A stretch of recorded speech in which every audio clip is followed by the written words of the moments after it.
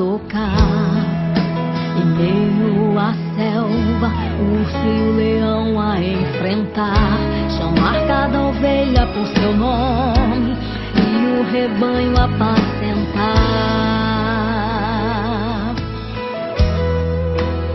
Era rejeitado por seus irmãos, no campo estava em adoração, quando de repente entre os matagais escuta uma voz, seu nome gritar.